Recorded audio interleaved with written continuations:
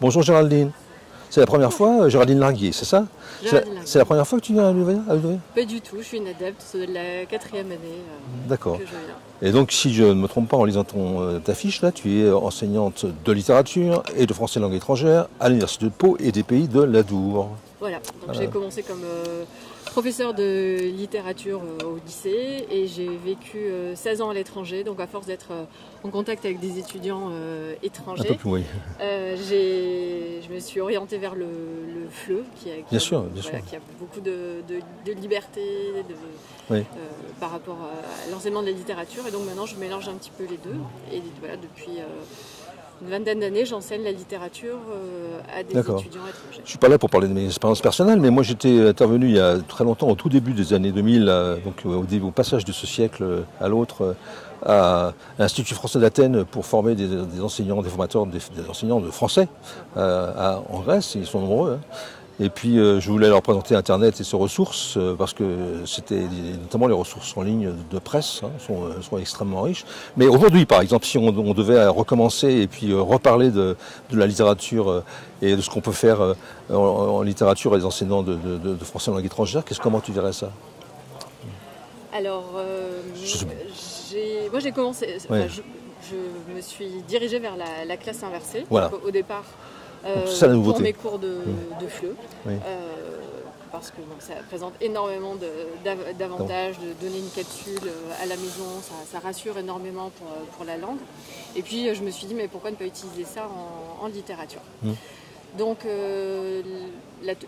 l'atelier que je vais présenter va proposer en gros deux pistes. Alors d'abord, je suis partie du constat que lorsqu'on est un étranger, être confronté à un texte long en langue étrangère, c'est anxiogène. Et je me suis rendu compte que de nombreux apprenants, même avec la meilleure volonté du monde, arrêtaient de le lire parce que c'était trop le lexique, ou alors ils étaient bloqués par le lexique. Donc je me suis dit, pourquoi ne pas utiliser des capsules pour faciliter l'entrée en lecture. Donc j'ai testé avec mes étudiants, avec des nouvelles, et donc voilà, je proposerai quelques pistes pour essayer de réduire ce côté anxiogène et accompagner à distance l'entrée en lecture d'un texte, commencer à leur faire émettre des hypothèses, présenter des titres, pour qu'ils aient confiance et qu'ils n'abandonnent pas la lecture. Et pour essayer de stimuler le plaisir, parce que c'est important d'associer toujours la littérature et le plaisir. Voilà. Donc ça, ce sera une première piste. Et ensuite, j'ai essayé d'inverser aussi les cours de littérature. Donc la deuxième piste, ça sera inverser une séquence en littérature. Alors, je montrerai comment on peut travailler soit une œuvre intégrale, soit des extraits, en utilisant des capsules pour essayer de donner toutes les informations qu'on va, disons, apprendre un petit peu par cœur. Ça va être les informations sur la vie de l'auteur ou la genèse de l'œuvre. Tout ça, on va pouvoir le déplacer à la maison grâce à des capsules. Et l'intérêt en classe, c'est qu'on va redonner la parole aux étudiants. Ça peut être aussi en langue maternelle, c'est la même problématique en France.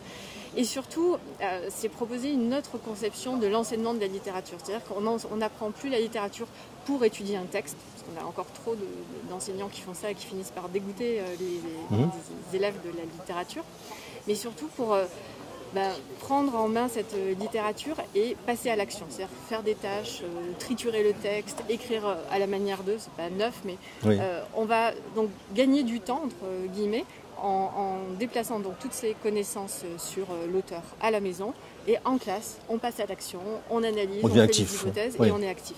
Du coup, de manière très modeste, ça peut faire augmenter la motivation et l'engagement par rapport au texte. Et est-ce que tu as l'impression que ça change, que tes collègues à l'université ou même dans l'enseignement secondaire, par exemple, que tu as l'impression qu'il y a des vrais changements? Est-ce que ils suivent ton exemple ou ils en prennent exemple pour changer leur pratique eux-mêmes? Alors en littérature, non, pas du tout. Ah bon?